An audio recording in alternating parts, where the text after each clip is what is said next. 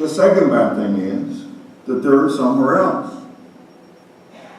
So we're going to have to compete with them. Mechanic Development Corporation just got back from an economic development trip to Korea. They were astonished with how organized they are. Korea now has the highest, it has, I think they're 11th or 10th, somewhere in that area, of economists in the world. And they have the highest educational attainment per capita of anywhere else. After the Korean War, they had nothing. They didn't have anything. They were a devastated country. Today, they decided then that they were going to invest in educating themselves. When you go to Korea and they say, well, what can you offer? What can the Rio Grande Valley offer? What can McAllen offer or whatever? Because our desire is to be the best at whatever we decide to do. That's our competition. That's our competition. And if 49% of the people that we're graduating here with PhD degrees can't stay here, that's our competition. In Yuma, Arizona, and in the Imperial Valley, you know, the southern part of California and Arizona, that's a very fertile area where a lot of farm products are grown. When they were harvesting their products, it's estimated anywhere between 30 to 40,000 immigrants from Sonora, Mexico would cross over to help them harvest their products. Well, someone said, wow, how can America be so careless to let 30,000, 40,000 people cross over here to work over here? My goodness, we have broken borders. So what did America do? We started to put fences and enforcement of that group for us not to have that to happen. Do you know that 65% of all the fruits and vegetables that we consume here in the valley and in Texas come from Mexico? When I grew up as a little child, I mean, we all were an agricultural area. We grew everything here. How many of you can go around now in the Rio Grande Valley and pick up fruits or vegetables from somewhere? We've lost our farming community. We didn't lose it all because of lack of labor, but that was a big part of it.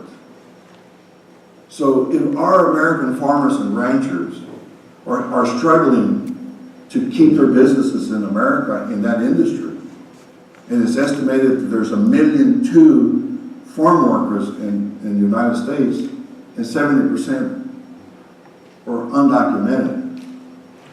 If you want to send them all home, send them all home. But you better figure out where your next meal is going to come from, because we're not going to be able to produce it in America. So unless somebody pays attention to the needs of Americans and American businesses and reforms immigration, we're going to have problems in our economy, because we were the bread basket of the world.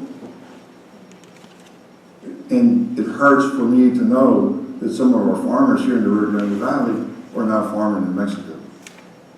So I don't know if that's a concern to you, but I thought it's something that I want to mention to you. The next factor that I think is something that we all have to pay attention to. And again, when is enough enough? Okay. The unfunded public pension liability. There's a lot of information out there that basically says we have more liability than we have reserves to pay for that liability. And I pulled this out of the internet, and these are the cities here in Texas that have unfunded liability. If you look at Austin, Dallas, Houston, Fort Worth, El Paso, and San Antonio, what does this mean? And why did I select this to to explain it to you today. Well, remember, where does the consumer get its money so they can buy things from you business people? If you're no longer working and you're retired and you're expecting to be paid this pension, if I were a banker, I would say, well, wait a minute, I don't think I'm going to lend you money long term because I'm not sure that there's going to be enough money for you to get paid. Well, if the money is going to go to fill the hole already, then it can't go to consumption. So there's dollars that are going to be used for something other than our economy. The last factor that I wanted to bring to everyone's attention that has me very concerned, and that is, according to published reports, by 2060, Hispanics will replace whites, and I'm using whites because that's how the literature and professional statisticians describe things, as the nation's largest child population, comprising of almost 40%. Nearly a quarter live in a family household headed by a single female, and 1/6 live with a grandparent or a single father. Hispanics have consistently lagged behind other racial and ethnic groups in educational attainments. Among 16 and 17-year-olds, only 1/6 are in the workforce, compared to 1/4 of white youth. Hispanics have higher rates of unemployment than whites. More than 1/3 of Hispanic children live in poverty.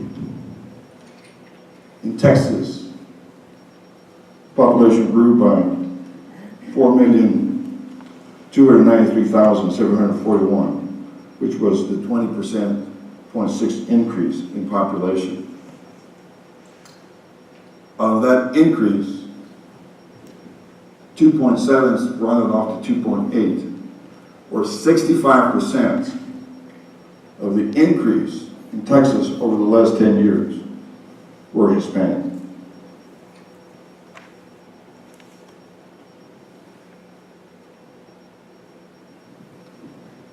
If you look at median household income,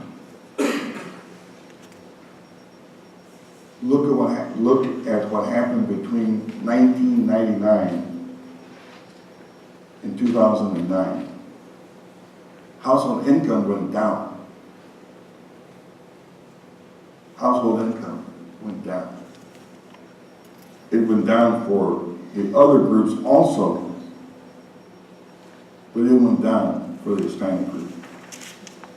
So let's get back to that first chart that I put up. Want to grow your economy?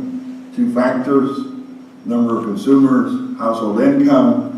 If your majority of growth is coming from a sector that is receiving less money, household income, than before, I don't have to go to Texas A&M to know that's going to be a restriction of your economy. This next one, of the population in Texas of males over 25 years and are older, 42.5% don't have a high school education. 25% have a high school diploma, 21% have some college, and 10.9% have a bachelor's degree.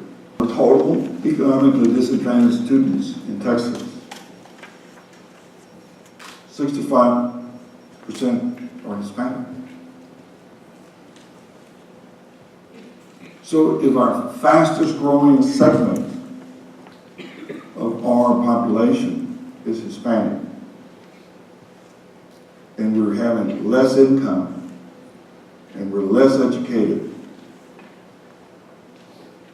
I think that's a statistic that we all need to change.